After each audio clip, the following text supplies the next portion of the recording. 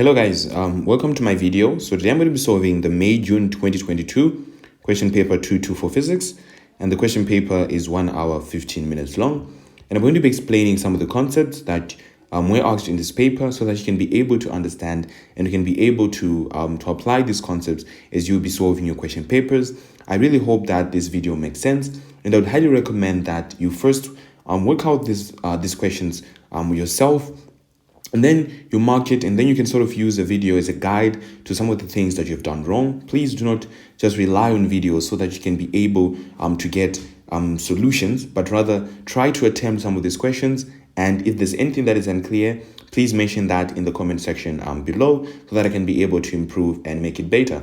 And if you do like my content, please comment, like, and share, and also subscribe. That would really help that really helped me create more content. Okay, so let's begin. So the first question is, we've been told to underline all SI units that are base quantities. So basically an SI base unit is the simplest unit that you can ever find. That's fundamental. That is not made of any other base unit itself, right? And out of it, that's when other quantities are actually code-derived quantities are made from them. So basically, the SI base units, as you can see on that table over there, those are the 7 main SI base units that you'll be highly asked about. And here, the SI base units that are only there are essentially the ampere, okay, and the kilogram. So basically, those are the 2 SI base units that you'll be highly examined on. Okay, let's move on to question B. We've given a horizontal beam that is clamped at one end with a block attached at that end. So we have different vibrations of oscillations, and the block is made to oscillate vertically. So we've given the Young modulus of the material, and the student has determined all the values and percentage uncertainty of K, M, and T, and been asked to calculate the percentage uncertainty in E. So how do you go about this? Well, remember, if you have 2 quantities, for example, if C is equals to A plus B, then the uncertainty in C is actually the uncertainty in A plus the uncertainty in B. This can also apply even if it's A minus B. But whenever you have delta C over C equivalent to delta B over B plus delta A over A, this is a product of you saying C is equals to AB or A over B. So whenever you multiply 2 quantities, you just add their fractional uncertainty, and whenever you add or subtract 2 quantities, you just add their absolute uncertainty. The same applies for percentage uncertainty. If you have percentage uncertainty of a certain quantity, just percentage uncertainty in one quantity and percentage uncertainty of the other quantity in the other quantity, right? Whenever there's a power, you just multiply by the number on that power. So basically, let's go. So basically, we'll be saying delta E, okay? So delta E over E multiplied by 100 is basically essentially equal to delta M, okay, over M plus delta K over K plus delta T over T. But this is multiplied by 2. Why? Because we have that T, which is multiplied by 2, okay? So basically, but this has to be times 100. So basically, the fractional uncertainty in M, in K, and in T. So in T, that would be 2 times of that should be your fractional uncertainty in that, okay? So the fractional uncertainty in your mass is actually 0.6, okay? So 0.6 plus the uncertainty in delta K is actually 2.1 plus the uncertainty in T is actually 1.5 multiplied by 2. That gives you a total of 5.7%. So the answer is 5.7%. So whenever a question asks you for percentage uncertainty, always ask yourself, what is your quantity and what formula can you use to find that percentage uncertainty, okay? Move on to the next question. Be asked to determine the value of E with its absolute uncertainty. So E basically is actually a calculation of all of these values. So once we have the value of E, we can then be able to find the absolute uncertainty, okay? So E is essentially 8.245, okay, times 10 to the power of 9 pascals. So basically, this is my value of E, but how do I find the absolute uncertainty in the value of E? Well, actually, delta E will actually be your fractional uncertainty, percentage uncertainty rather, is 5.7 times 8.245 times 10 to the power of 9. That should give you an answer of about basically 0.5, okay? So 4.69965 times 10 to the power of 8, right? So I'd rather code this, because for this to be to the power of 8, it's actually 0.4699 times 10 to the power of 8, right? But this is just 0.5. If I round it off to 1 SF, remember, you should always round off to 1 SF. This is to the power of 9. You should always round off to 1 SF whenever you're stating your uncertainty. So basically, if you round that to the 1 SF, that would be just 8.2 plus or minus 0.5 times 10 to the power of 9. Okay, moving on to the next question. We've been given a sphere that is attached by a metal wire, okay, to the horizontal surface at the bottom of a river as shown in that figure. Now the sphere is fully submerged and that sphere is in equilibrium. So very important for us to be thinking about how it is in equilibrium. With the wire at an angle of 68 degrees to the horizontal surface.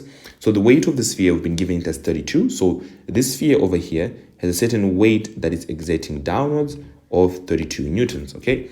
And the upthrust acting on the sphere is 280. So basically, the upthrust that will be acting up there. So the upthrust, okay, is essentially equivalent to 280 newtons, right? So very important for us to identify that. And the density of this water specifically is just 1.0 times 10 to the power of 3 kgs per meter. So assuming that the force on the sphere due to water is in the horizontal direction, by considering the component of forces in the vertical, determine the tension in the wire.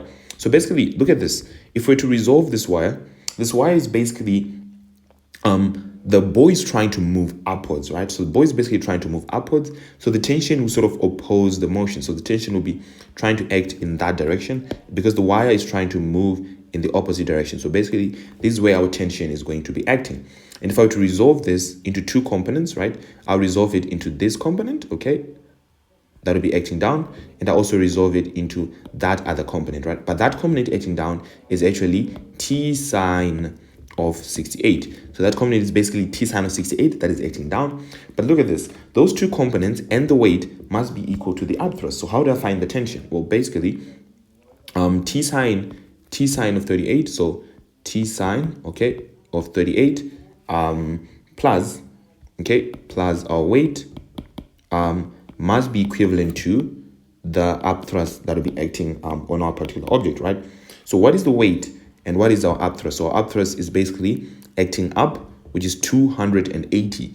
So 280 is equivalent to your weight, which is basically 32 plus, T sine of 38, okay? So T sine of 38 is actually equivalent to 280 subtract 32, right? So T sine of 38 is actually equivalent to 248.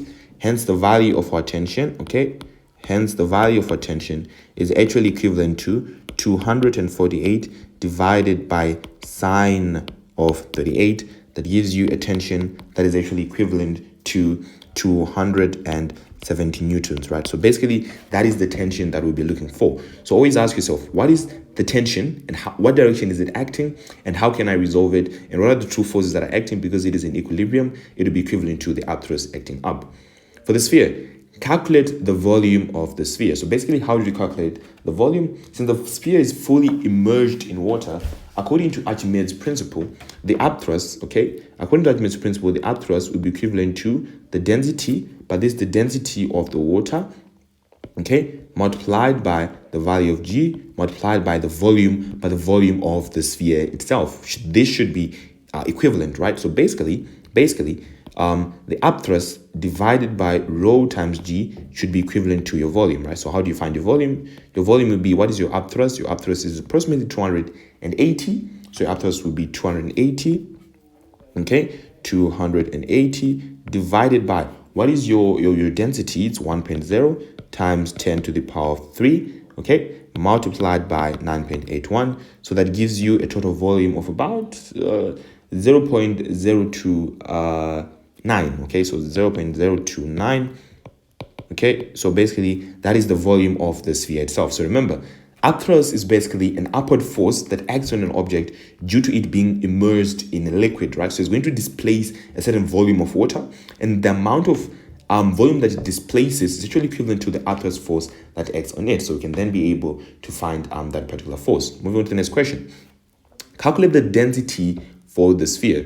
We know that density, basically, we know that density is equivalent to the mass divided by the volume, right? So the mass divided by the volume should give you your density. So always ask yourself, what is your mass and what is your volume, and how can you work with this to find something else? So do we have the weight of the sphere? We do. The weight of the sphere is actually 32, right? But we know that weight, okay, is actually equivalent to mass times the value of g. Hence your mass will be your weight, which is 32 divided by 9.81. Okay, so 32 divided by 9.81, that gives you approximately 3.2161977, something like that. So that is the value of the mass that you have. Okay, but your density will be equivalent to your mass, which is 3.2619725, divided by your volume, which you've calculated above, which is 0.029. That gives you a density of approximately 110 kgs m to the power of -3, approximately 110. So what are they looking for? They're basically looking for this particular calculation and that particular answer. So if you give them a calculation and you give them an answer, you get your mark. And here, they're just looking for your tension of 270 newtons. And if you show them the calculation that is equivalent to the forces acting up, which is basically your upthrust, you should be getting your first mark, and this should be giving you your answer mark. Very important. The center of the sphere is initially at a height of 6.2 above the horizontal surface, okay? The speed of the water then increases, causing the sphere to move to a different position. This movement causes the sphere to lose its gravitational potential energy and decrease the height by 77. So we want to find the decrease in that particular thing. Okay, so very, very important. Let's go here and try to analyze the situation.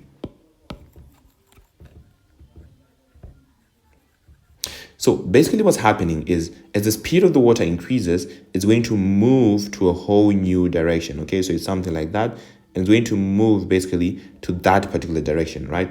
So basically this is going to be our new sphere, right? So our new position, right? So it was once at a different position. Let's call that position H.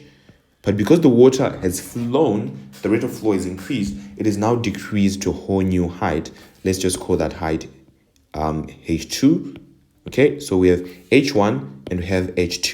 We have the two different heights that are present in this particular thing. And we want to find, as the question has said, we want to find the final height of the center of the sphere above the horizontal surface. Okay, so firstly, we know that the gravitational potential energy is actually equivalent to a mass times g times the value of h. So let us find the gravitational potential energy at a height of 62.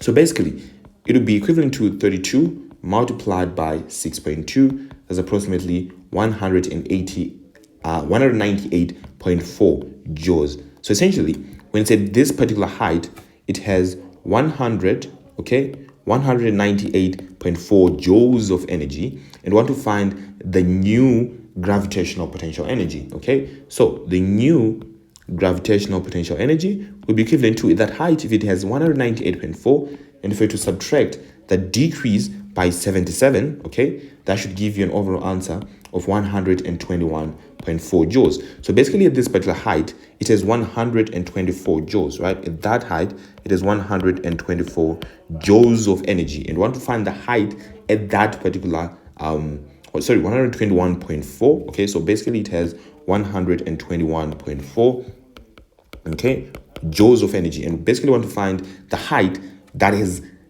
causing that gravitational potential energy of 124.4. So basically, we go on again, we know that the gravitational potential energy is actually mgh.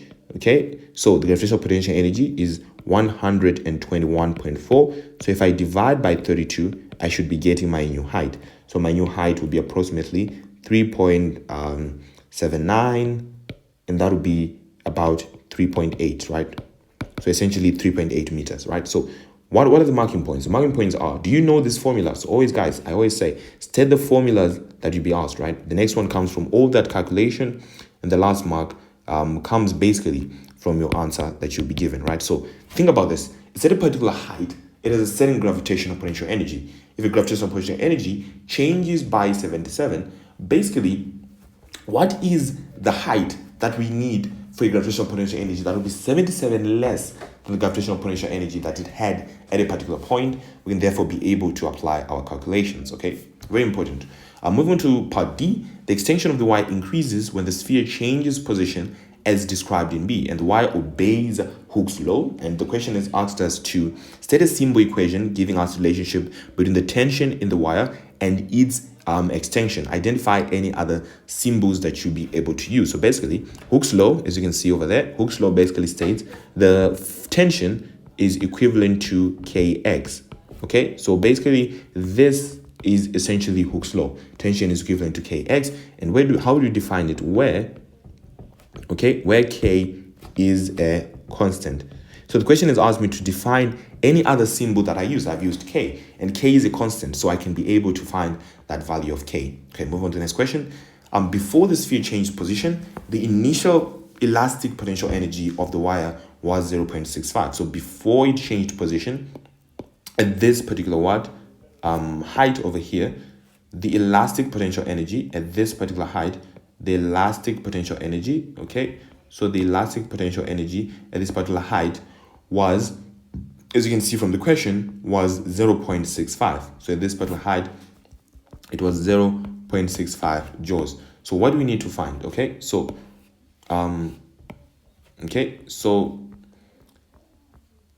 the change in position of the sphere causes the extension of the wire to double. Okay, calculate the final elastic potential energy of the wire after the sphere has changed position. So very important for you to be able to be thinking of that.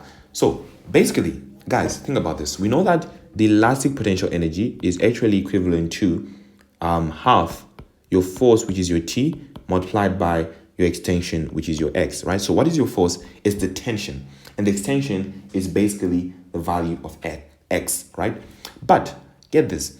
This is actually 0.65 is equivalent to 1/2 times your tension, which is basically T, times your extension, which is basically X, okay?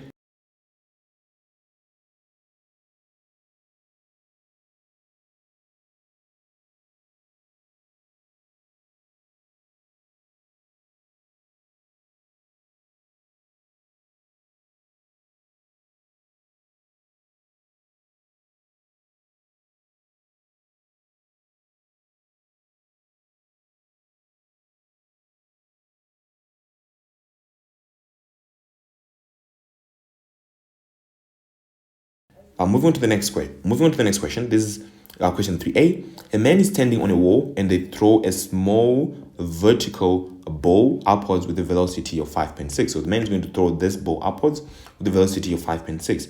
Show that the ball reaches a maximum height of 4.7, right? So basically it's going to start here. So the ball is going to go up, okay? Then it's going to come down over here. So basically what they want is the maximum height above the ground. So basically what they want is the height from here, right, up until we reach the ground over there. So basically this is the height H that they're basically just looking for. So we've been asked to show that that maximum height is there, right? So at maximum height, we know that the velocity is equivalent to 0, okay? So at maximum height, right, the velocity is equivalent to 0 at this particular height at the top, right? So the velocity is 0. This is actually our final velocity, right? But our initial velocity is actually 5.6. So the maximum height S is equivalent to u squared over 2as. Where is this coming from? We know that v squared is equivalent to u squared plus 2as. So if this is 0, u squared will be equivalent to 2as. Therefore, s will be u squared divided by 2a. Okay? So basically, s will be equivalent to u squared divided by what? By 2a, right? Sorry. So our u squared is actually 5.6 squared divided by 2 times 9.81. That should give us an answer of approximately 4.7 meters. Okay. So we've shown that that is actually 4.7. So apply the formula. V squared is equal to u squared plus 2as. The man does not catch the ball as it falls.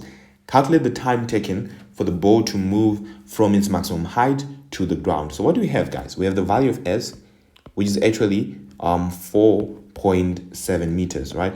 Okay, I want to find the value of t. I don't know that. the value of u is actually 0 because you're considering the maximum height. And I say that at maximum height, the value of your velocity is actually 0. So what equation can I use? I know that my acceleration is actually 9.81. So the equation that I can use is s is equivalent to ut minus half gt squared. Minus because going down is negative, right? So basically this is 0, okay? So negative 4.7 because downwards is negative is actually equivalent to negative 1/2 gt squared, okay? So this negative will cancel out. So 4.7 times 2 divided by 9.81, the square root of that should give you your time. And your time is approximately 0.98 seconds, right? So basically your time is 0.98 seconds. Very important, right? Move on to the next question. The ball leaves the man's hand at time t is equals to 0. So it's leaving at time t is equals to 0. The velocity over here is basically going to be 5.6. But we've been told that the numerical values of v and t are not required. So we've been asked to sketch a graph of the variation of the velocity v of the ball with time t from t is equals to 0 to t is equivalent to 5, equivalent to t, sorry. So what I want you to understand is always ask yourself, what is the value of your velocity? How is this going to work? So if it's going to start at 5.6 at this particular value over there, and it's going to move up, at here it's going to be 0, right? So at some point, the velocity has to be 0, right? At some certain point, okay? So if we have 2 points over here, we have this point that we're plotting, which is our initial point, right? At some point, the velocity has to be 0, right? But as it's continuing to fall, it's going to decelerate, right? So as it falls down from this point to that point, it's going to decelerate. Deceleration is going to rather accelerate moving downwards. So as it moves from that point to that point, it's going to accelerate moving downwards. So the velocity is going to increase. So it's going to hit the ground at a very, very high velocity, right? So that velocity is going to be greater than the initial one. Remember, if it starts with 5.6, it's going to be 5.6 at this height itself, right? So at this height, that is when it's going to be 5.6. But going down from that height, here, it's going to be greater than 5.6, right? So if we're at that height, it's now going to be at a much greater value of your velocity whenever you're down, right? So let's make sure that these points align, okay? So something like that, right?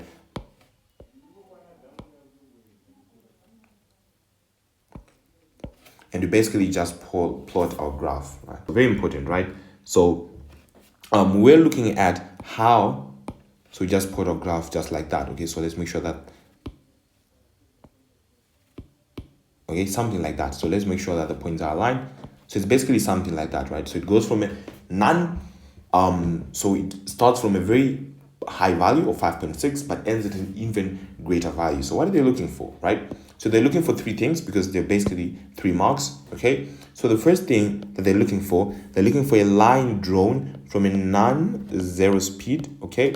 So from a non-zero speed at t is equals to 0, okay? And that line must also be at a greater speed, okay, at t, right? So showing that it's starting from a non-zero value here and ending at a greater value from there, that will give me my first mark, okay? And the other mark is starting from that the line must be a single, okay? Must be a single sloping line, right?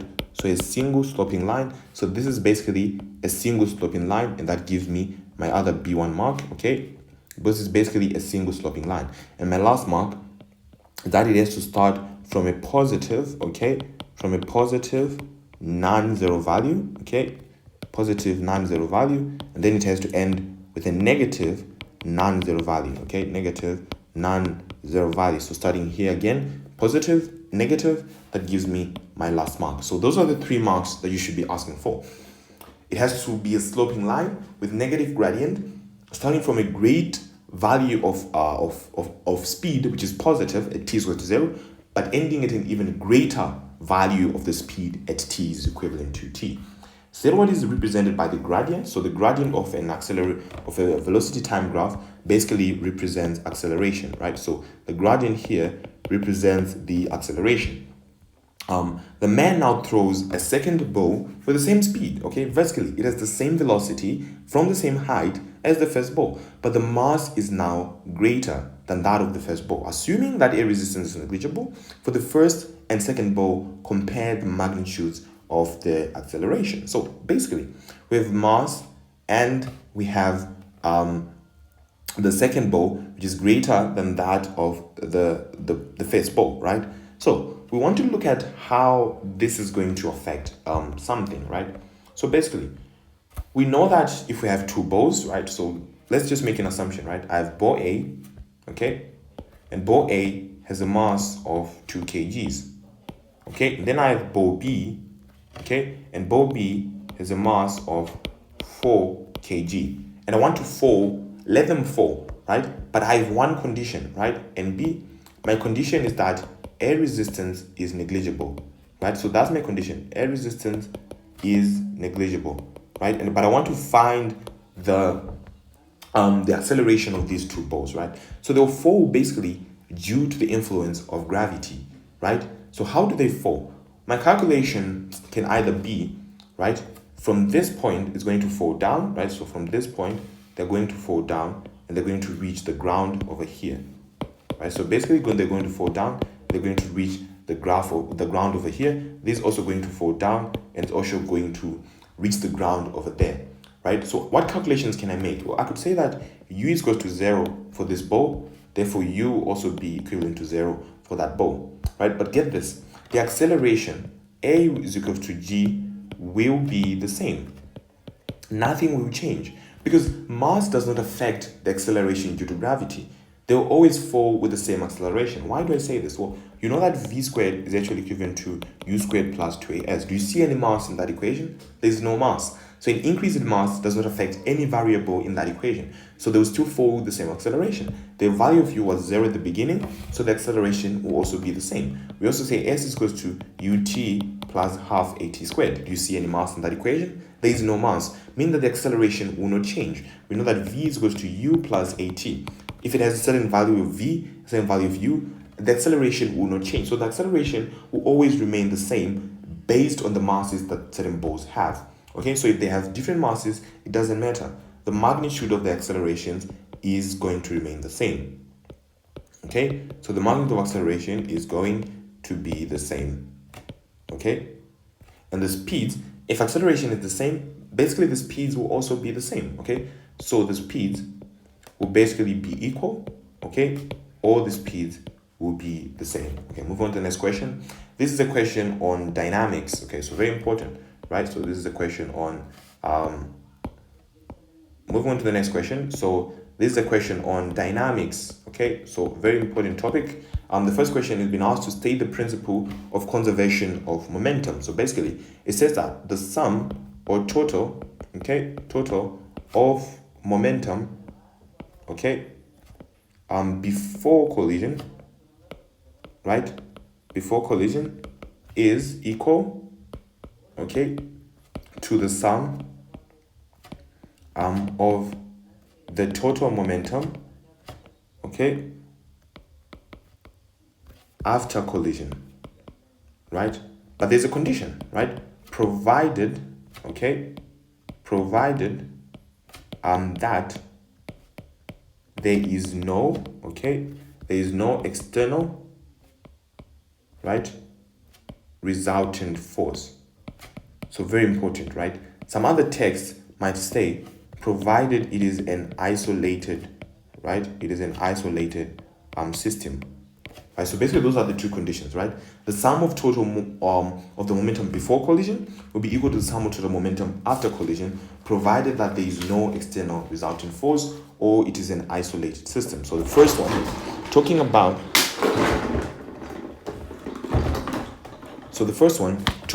the sum of the moments will give you your first mark, and the second one, talking about the isolated system, will give you your other mark. Okay, so very important. The next question, we'll be given two bows, X and Y, moving along a horizontal frictionless surface as shown. Okay, so bow X is a mass of 3 and bow Y is a mass of 2.5, moving at a velocity of 4.8. The other one is the velocity of 4.0 at an angle theta. Okay, so they will stick and collide after they collide together.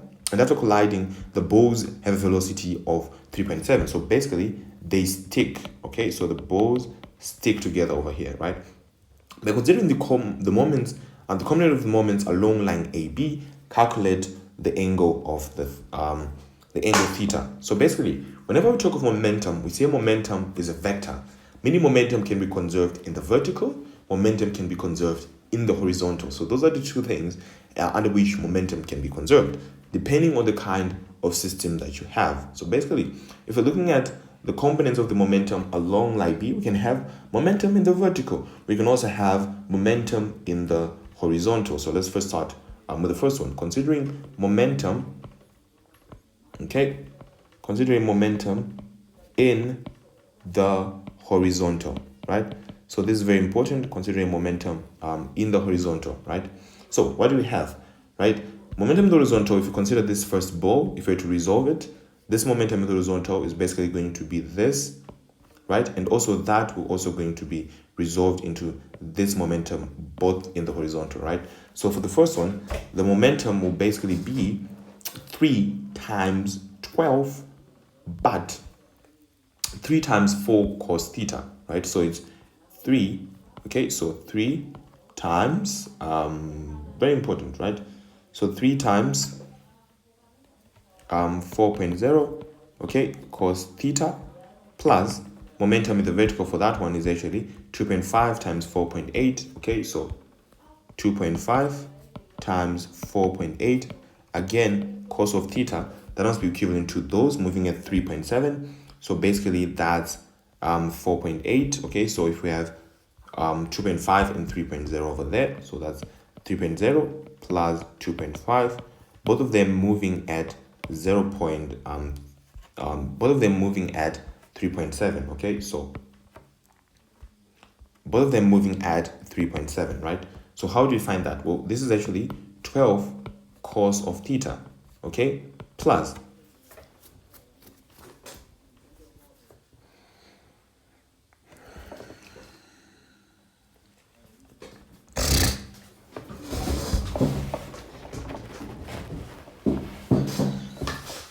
the other one is also 12 cos of theta. That must be equivalent to, okay, so it's 3.0 plus 2.5 multiplied by, okay, we have 3.7 over there. That's actually 20.35, right? So basically, we then want to find the value of theta. That would basically be 24 cos theta is actually equivalent to 20.35. Therefore, theta is equivalent to a cos of 20.35 divided by 24. Okay, so theta will basically be at divided by, okay, 24. So your value of theta will be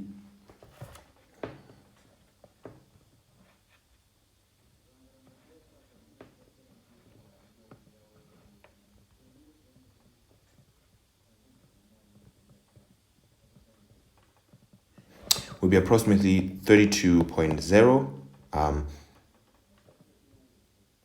0142. That's basically 32 degrees, right? So the value of theta will be equivalent to 32 degrees, right? So think about this. Momentum is conserved in the vertical, and momentum is also conserved in the horizontal. So if you're able to identify that, you can therefore be able to make any calculations that you want. So very important to be thinking about that. The last one is by calculation of kinetic energies, state whether the collision is inelastic or perfectly elastic. So what is a perfectly elastic collision? Well, this is a collision where kinetic energy is conserved, okay? So imagine this, you have a car A and you have a car B. If car A and car B are going to collide and move in opposite direction, right? And those two cars are also going to have the same kinetic energy, the same speed that they had when they collided, and the same kinetic energy of speed that they had after they collided, then that is a perfectly inelastic collision. But the opposite, if the opposite was to happen, if the cars were going to collide, but they were going to lose kinetic energy, then the collision would be inelastic. So an inelastic collision basically means that kinetic energy is lost, and elastic collision means kinetic energy is conserved. So that is always the argument. So let's first look at this, and the calculations will tell us whether it is elastic, perfectly elastic rather, or just inelastic. So pay particular attention to this word perfectly, right? It could be elastic, but not perfectly elastic. A perfectly elastic collision is the one only in which kinetic energy is conserved. So let's go. We'll first start with the initial, okay, the initial kinetic energy. So for the first one, it's going to be 1/2 multiplied by its mass is 3.0 and 4.0, right? So it's 3.0 times 4.0 squared, okay, plus the other one is actually 1/2 times, what is its mass? It's 2.5 times 4.8 squared, okay, 2.5 times 4.8 squared, right? So that's going to give you an initial kinetic energy of approximately 53 joules, right? So let's go to the final one, right? So the next one is final kinetic energy, right? So that's going to be 1/2 times 3.0, but they're going to coalesce and they're going to move with the velocity of 3.7, okay, times 3.7 squared plus 1/2 times 2.5 times 3.7 squared, right? So that's going to be equivalent to approximately 37, okay, so approximately 38, right? Let's just say 38 joules, right? Okay, so what is our conclusion, right? So this is my first mark. What is my conclusion, right? Since, okay, so since, okay, the kinetic energy, okay, so the kinetic energy before the collision is not equal, okay, is not equal to the kinetic energy, okay, to the kinetic energy after collision, okay, the collision is inelastic, right? So we're looking at the kinetic energy before the collision. If it's not equal to the kinetic energy after the collision, therefore the collision becomes inelastic. If the two are equal, the collision is pretty much elastic. If not, the collision is pretty much inelastic. Very important to keep that in mind. Moving to the next question. This is a question on waves. We're almost done. We're left with, let's see, we're left with electricity, okay? Then after electricity, we'll move on to the last one, which is particle physics. Okay, so pretty much done. Okay, so with waves, we've been asked to state what is meant by coherent. So basically, coherent means that waves have a constant, okay, a constant phase difference, right? So it's a constant phase difference between the waves, okay? So if waves have a constant phase difference between them, we say those waves are coherent. What do I mean by a constant phase difference? It means that if two waves are going to have a certain phase, if they're going to differ, let's say, look like this, okay? If we're going to have two waves that are differing, right? So if we're going to have wave A, which is something like this, right? We're going to have wave A. If we're going to have wave B, that is also different from wave A, but that is having a different phase difference, right?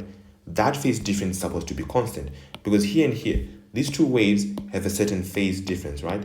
So these two waves have a certain phase difference, but that phase difference is constant. If it's a pi, right? If your phase difference is pi, it's going to remain constant. But if two waves are not coherent, right? So basically, if two waves are not coherent, you have wave A, okay? You basically have wave A, but whenever you have wave B, it's going to be different, something like that, right? You can see that basically wave A and wave B do not have a constant phase difference. Here, they might be different by something. Here, they're not different by the same thing. They've just haphazard phase difference, right? We say that is not coherent, and we say this is coherent, right? So basically, this will be coherent, but this will be not coherent. Okay, so very important for you to be thinking of that. So, moving to the next question, we'll be given two waves superposing at R. Calculate the difference in their path in Newton meters from the slit. So the two waves superposing at R. So basically, get this, guys. At R, this is basically a dark fringe. Okay, so how does phase difference work?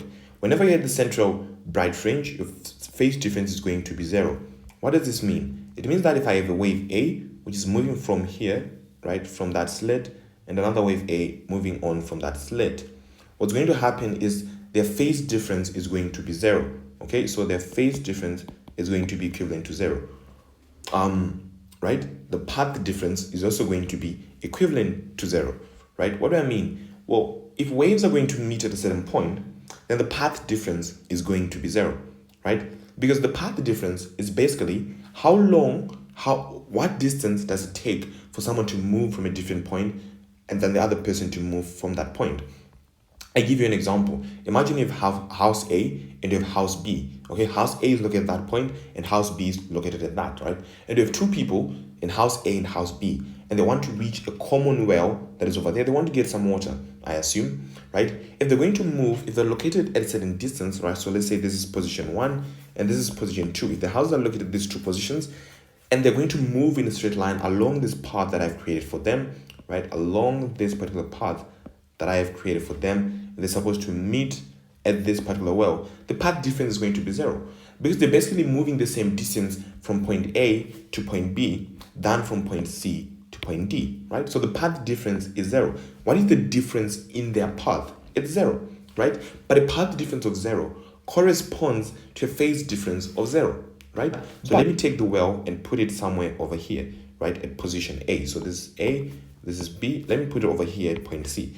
You'd argue that, okay, if a person from house 2 is going to travel this path, okay, to reach the well, right, to reach this particular point C, the person who is over here is essentially going to travel a shorter path, right? So you can see visually that this is shorter and this is longer, right? So the path difference is actually greater, but the path difference increases as you move from one fringe to another fringe, because you see, I was once here, let's say point B, right? And I've moved to this point, right? My path difference has changed, but my path difference always changes by what I call pi over 2, right? So as you move from a dark fringe to a bright fringe, pi over 2, bright fringe to a dark fringe, pi over 2, bright fringe to a dark fringe, pi over 2. Your phase difference keep on increasing by pi over 2. So let's say this is a bright fringe, this is a dark fringe.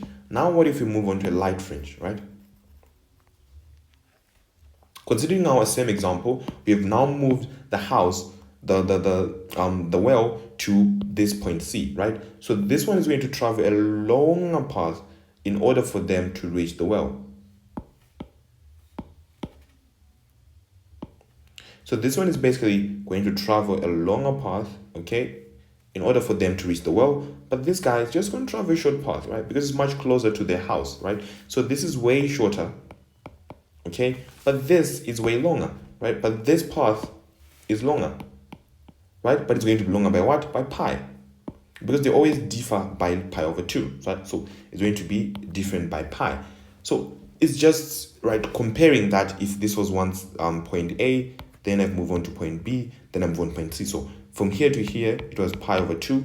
So from here to here, it's going to be pi over 2. So basically from A to C is going to be differing just by pi. So that's why I said it's pi. So whenever you think of path difference, it's actually, if waves are going to travel from one slit to another, what is the difference in the path that they're going to take? So in our example, the waves might meet at this particular point over here, again, at this point that is over here, right? That is point Q. Some waves are going to meet at point P, okay? So this is another wave that's going to meet at this point P, okay? And some of the waves are going to meet at point R, okay? Some of the waves are going to meet at point R, right? So you have all these different waves, one meeting at point R, other meeting at point Q, other meeting at point P, other meeting at point O. But you'd argue that, okay, if something's standing here, this is point A, and that is point B, therefore this at point A is going to take longer to reach this point R. So the path difference is going to change, but it always changes by pi over 2. Meaning the path difference at P is actually pi over 2. At Q, in comparison to O, is actually pi.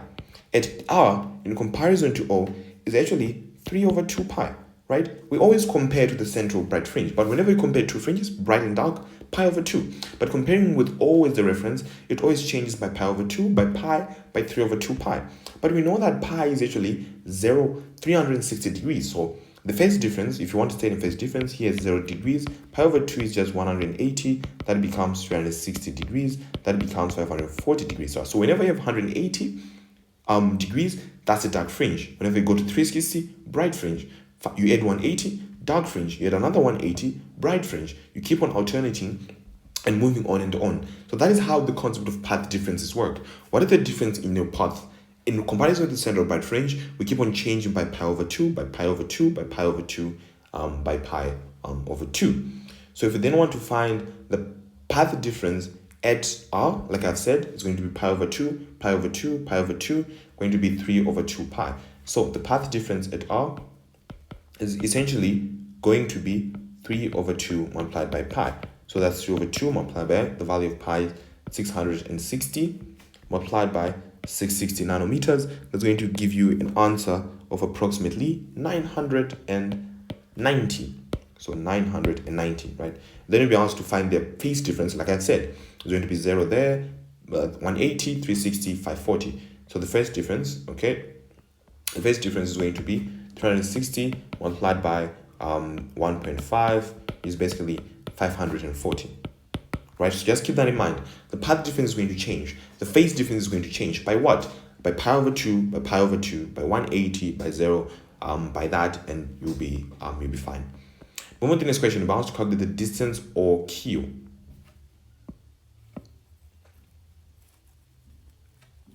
Moving on to this question, about to calculate the distance or Q. So the distance or Q basically is just this particular value, which is x, right? The distance between two bright fringes is actually the formula S. So how do we know our formula? We know that our formula lambda is equals to ax over d.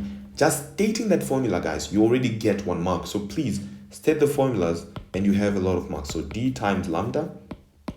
So your value of x is actually equivalent to your value of d multiplied by the value of lambda divided by the value of a. What is your value of d? As we look over here, the distance is 1.8. Okay, 1.8. Your value of lambda is 660 times 10 to the power of negative 9. The value of a is actually 0.44 millimeters, which is 0.44 times 10 to the power of negative 3. So that gives you a value of x, which will be equivalent to 2.7 times 10 to the power of negative 3. So that would be your value over here. So x will be 2.7 times 10 to the power of negative 3. Okay, very important. The intensity of the light incident on the double fringe is increased without changing the frequency. Describe how the array appearance of the fringes after this change is different from and similar to their appearance before the change. So this question, they really like this question a lot whenever they talk of how intensity is increased, right? So they could increase intensity of both the slits and they could increase intensity of one slit. But I'm just going to be talking in this video about the intensity of both the slits so that you can be able to understand what is essentially happening. So that you can be able to understand what is essentially happening in this question, right? Very important. So we know that intensity is directly proportional to amplitude squared, right? So this is a fact that we know, that the intensity of a wave is actually related to its amplitude, right? So get this, guys. If you have an amplitude of A, right? Basically, if you have an amplitude of A, okay, something like that, right? If you're going to increase your intensity, right, your amplitude is also going to increase, right? So let's assume I increase my intensity to let's say 4i, right?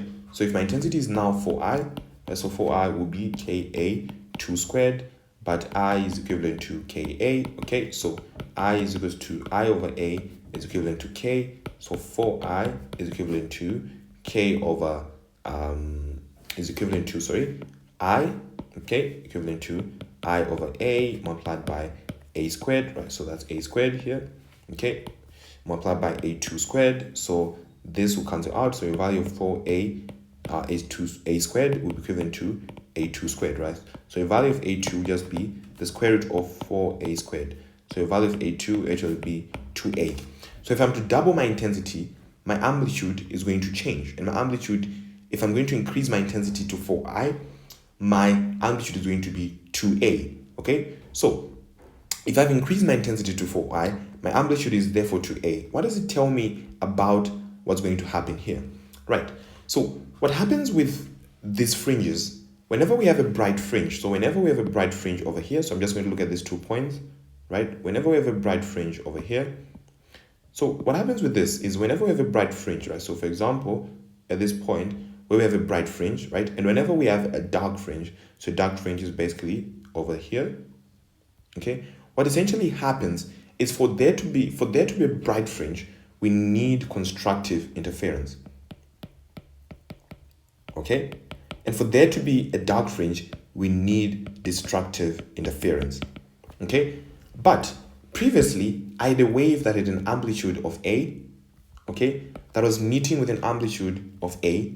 So if they both meet, then I'm going to have a new wave that is going to have an amplitude of 2A.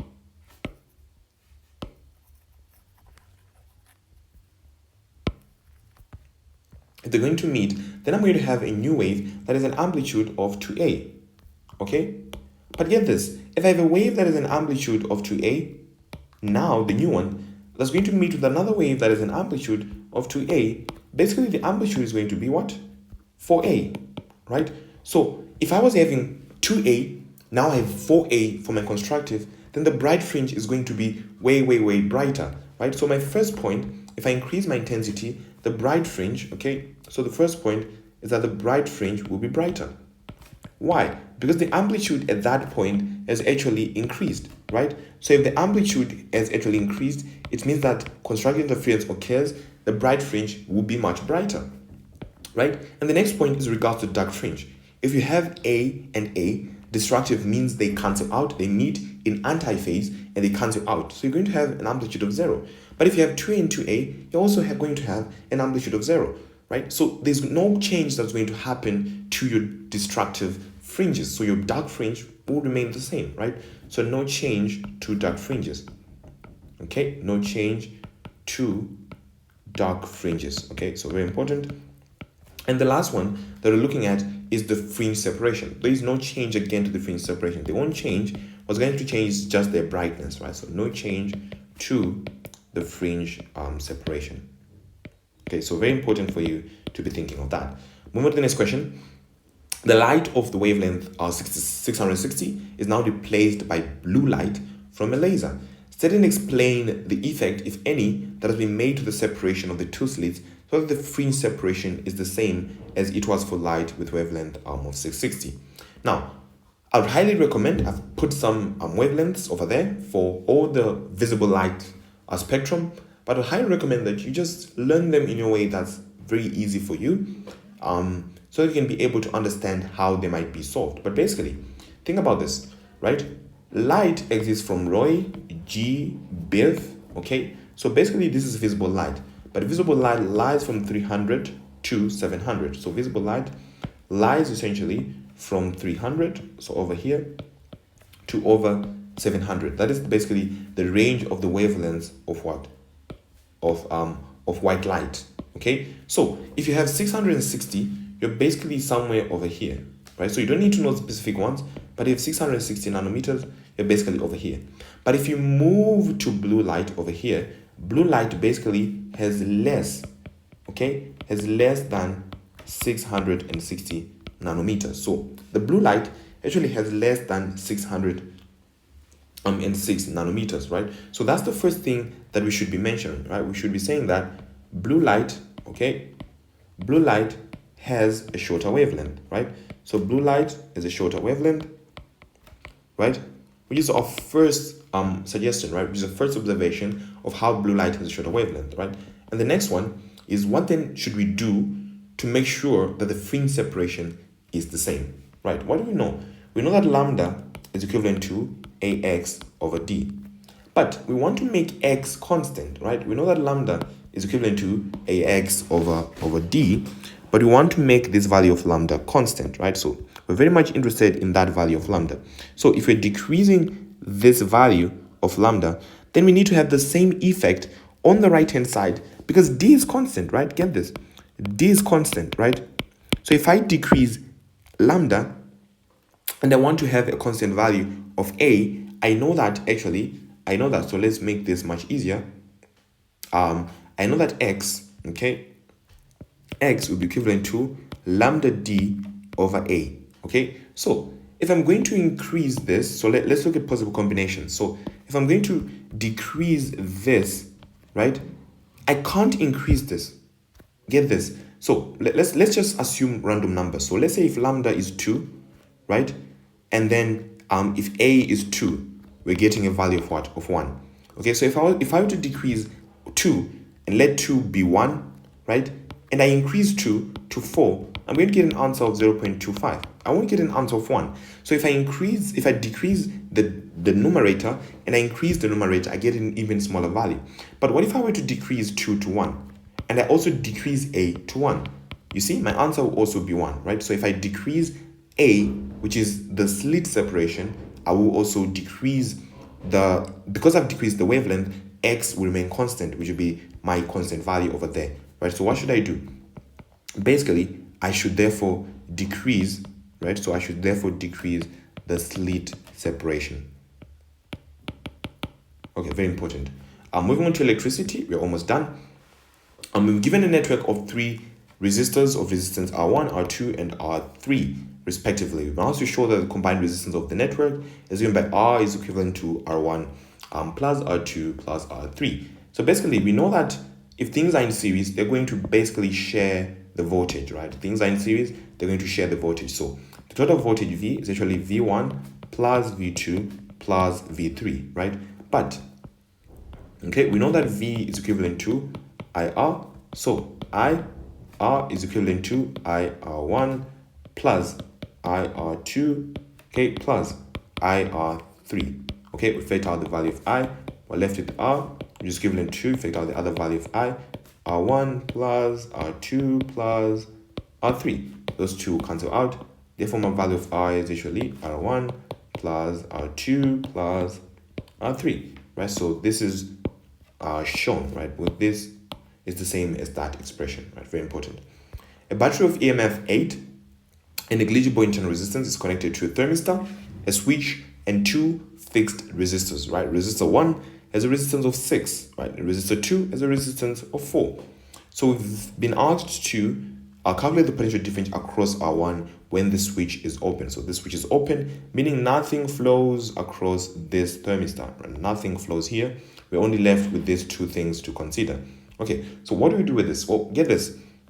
Potential difference V is actually equivalent to IR. So if we want to find the V across the R1, we can use the potential divider formula. Okay, so the potential divider formula will be your best friend, and that should give you the mark that you need, right? So if you have 6 over there, and you have, so if basically you have 6, okay, over, that is 6 plus 4, basically, that is 6 plus 4 multiplied by 8, 6 over 6 plus 4 multiplied by 8, that should give you a value of 4.8, okay?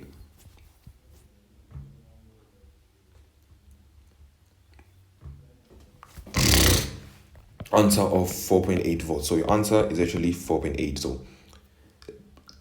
potential difference is going to be divided, right, based on the resistance that you have. So resistance is sort of a criterion that you use to divide potential difference, right? So the more resistance that you have, the more potential that you're going to get. And the 6th one has a very high potential difference. So it's going to get 4.8.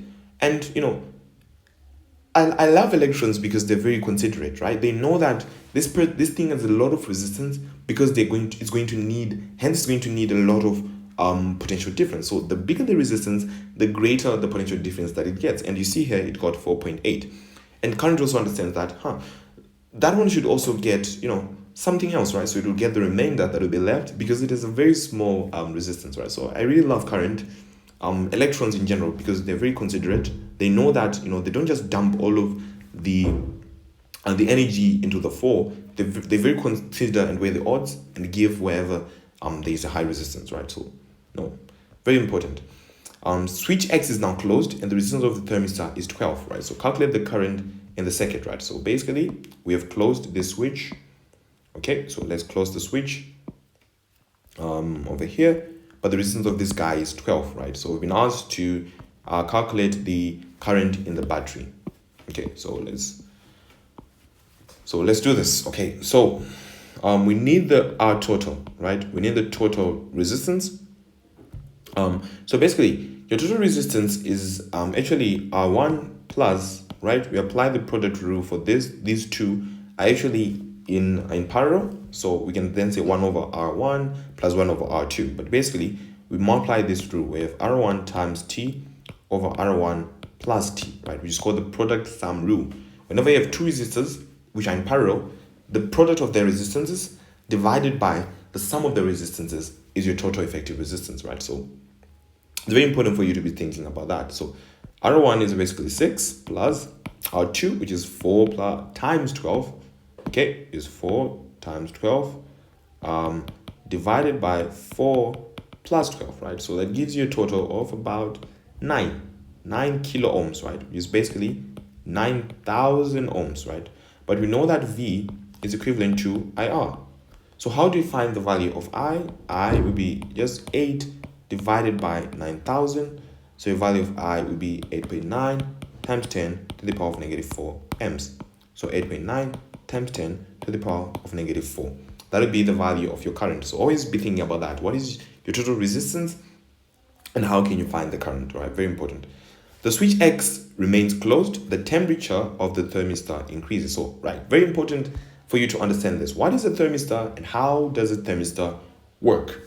So thermistor is basically a component that varies its things with temperature. So if it's very hot, the resistance of the thermistor will say, the temperature is increased, let us change.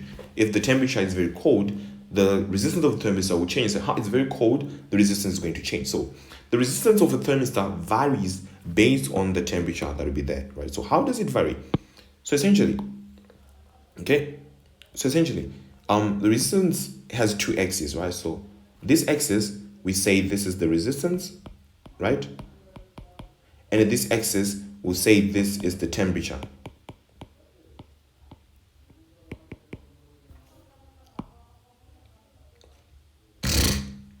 Okay, so how basically this works?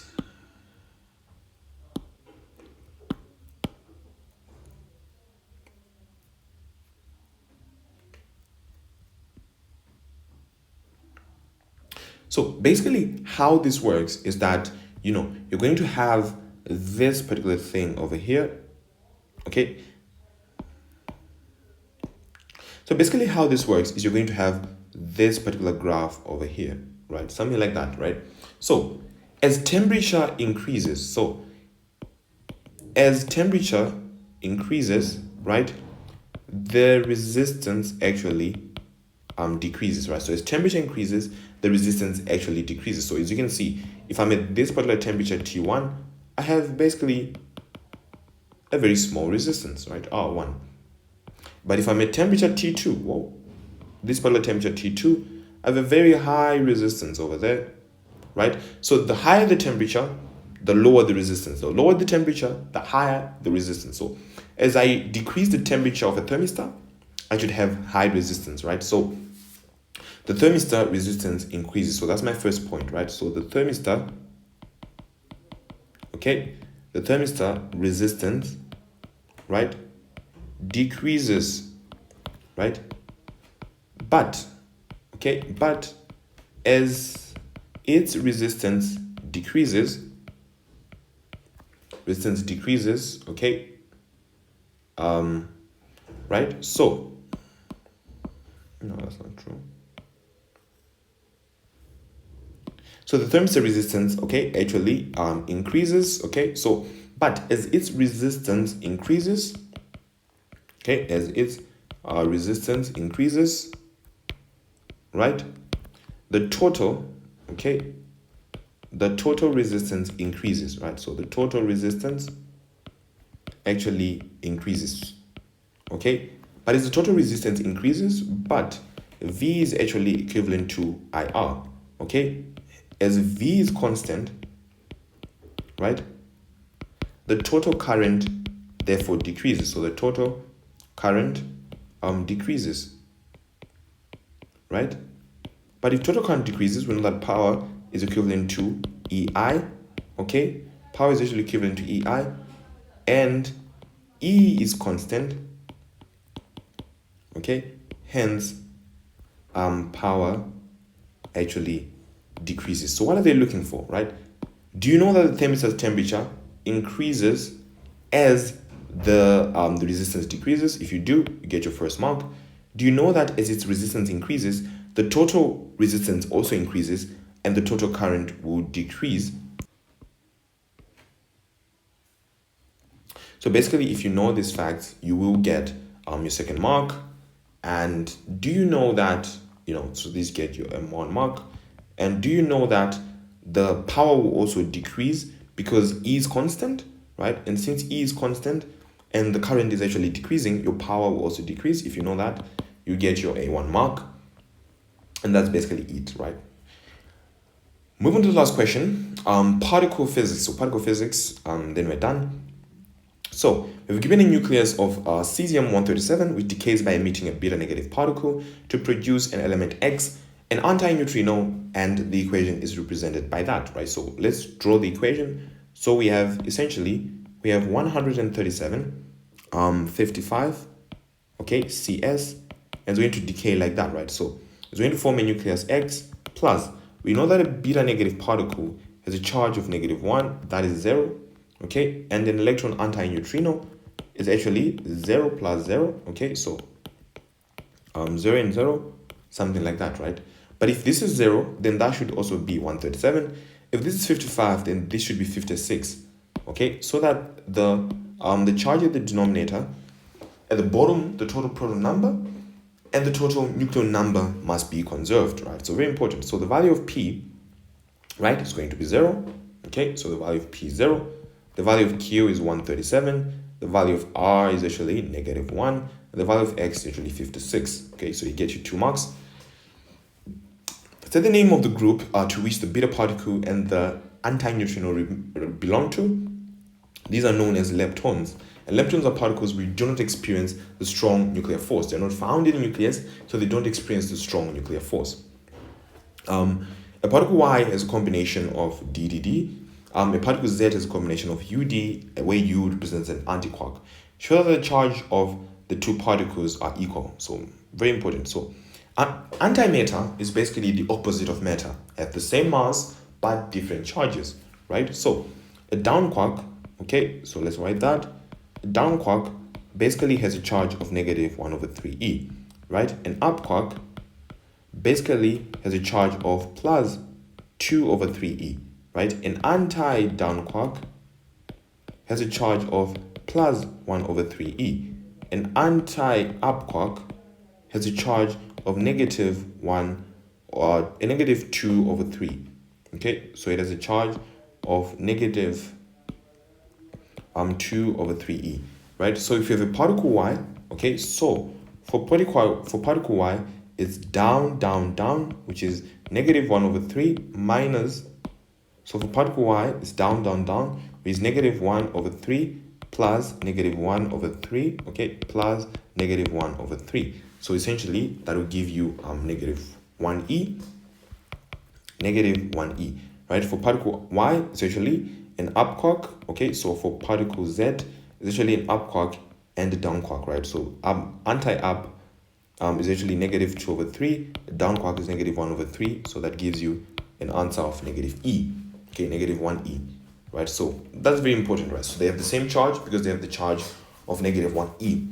Move on to the last question. We're asked to state which particle represents a meson and which particle represents a baryon. So very important. A baryon basically is made up of 3 quarks, and a meson is made up of 2 quarks, an anti-quark and a normal quark. So what is a meson? So Z is a meson, right? Why?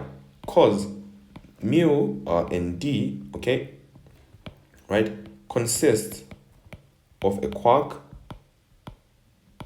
okay, and an anti-quark, right? And particle Y is a baryon. Why? Because it consists of 3 quarks. So Y is a baryon, right? Because it consists of 3 quarks, okay, and that should be basically it.